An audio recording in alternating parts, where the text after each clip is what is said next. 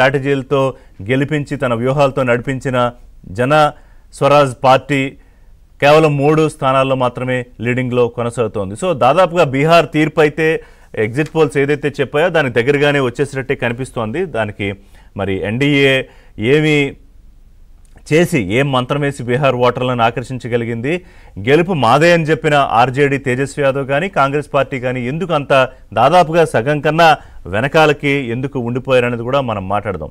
Coming back to Jubilee hills, మొదటి నుంచి కూడా జూబ్లీ హిల్స్ తీర్పు మీద సర్వత్రా ఉత్కంఠ. అంటే ఒక టైంలో దాదాపుగా హోరాహోరీ, మొదట్లో బీఆర్ఎస్ ఏమో లీడింగ్లో ఉందని, తర్వాత హోరాహోరీ, చివరికి వచ్చేటప్పటికి కాంగ్రెస్ పార్టీ లీడింగ్లో ఉంది, బీజేపీ అసలు పిక్చర్లో లేకుండా బయటకు వెళ్ళిపోయిందని. ఇవాళ పరిస్థితి చూస్తూ ఉంటే తొలి రౌండ్ అయ్యేటప్పటికి కాంగ్రెస్ పార్టీ లీడింగ్లో ఉంది, ఎగ్జిట్ పోల్స్ అన్ని కాంగ్రెస్ పార్టీకి పట్టం కట్టాయి. ప్రస్తుతం కౌంటింగ్ స్టేషన్ దగ్గర మా కరెస్పాండెంట్ శశి లైవ్లో సిద్ధంగా ఉన్నారు తొలి రౌండ్ వివరాలు మనకు అందించడానికి. శశి,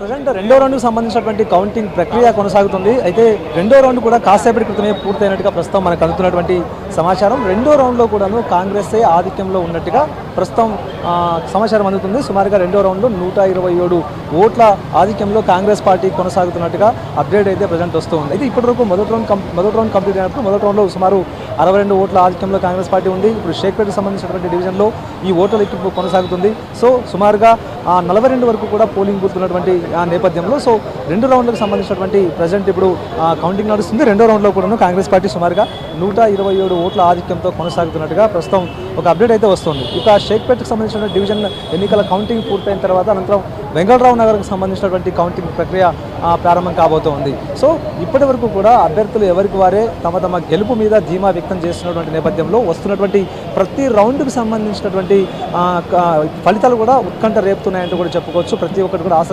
ఆసక్తి రేపిస్తున్నాయంటూ కూడా చెప్పుకోవచ్చు. ఎందుకంటే ఇప్పటికే ఇద్దరు మధ్యనే ప్రధానమైనటువంటి పోటీ, ఇటు బీఆర్ఎస్ కాంగ్రెస్, ఈ ఇద్దరు కూడాను తమ బలాబలాలను పరిగణలోకి తీసుకుని ఖచ్చితంగా తాము గెలుస్తామంటూ కూడా ఒక భరోసాతో ఉన్నారు. సో ఇదే నేపథ్యంలో వస్తున్నటువంటి ఫలితాలు ప్రజెంట్ ఇప్పుడు ఉత్కంఠ రేపుతూ ఉన్నాయి. ఇప్పటికే 2 రౌండ్లు పూర్తయ్యాయి. సుమారుగా 10 రౌండ్లలో ఈ కౌంటింగ్ ప్రక్రియ అంతా పూర్తవుతుంది కాబట్టి సో ఇప్పుడు 2 రౌండ్లు పూర్తయ్యాయి. 2 రౌండ్లలో కాంగ్రెస్ పార్టీ ప్రజెంట్ ఆధిక్యంలో కొనసాగుతోంది. మొదటి రౌండ్లో 62 ఓట్ల ఆధిక్యం కాంగ్రెస్ పార్టీకి వస్తే రెండో రౌండ్లో సుమారుగా 127 ఓట్ల ఆధిక్యం ప్రజెంట్ కాంగ్రెస్ పార్టీకి అందుతోంది. ఇంకా మిగతా వెంగళరావు నగర్తో పాటు ఆ తర్వాత రెహమత్ నగర్, యూసుఫ్ కూడా, ఇంకా మిగతా డివిజన్కి సంబంధించినటువంటి ఓట్ల లెక్కింపు కూడా కొనసాగాల్సి ఉంది. సో ఇందులో బలాబలాలేంటి, ఎవరికి ఆధిక్యం ఏంటి అన్న విషయం గురించి కూడా ప్రజెంట్ ఇప్పుడు తేలాల్సినటువంటి అవసరం అయితే ఉంది. సో మొత్తానికి ఇటు కౌంటింగ్ ప్రక్రియ అయితే కొనసాగుతుంది.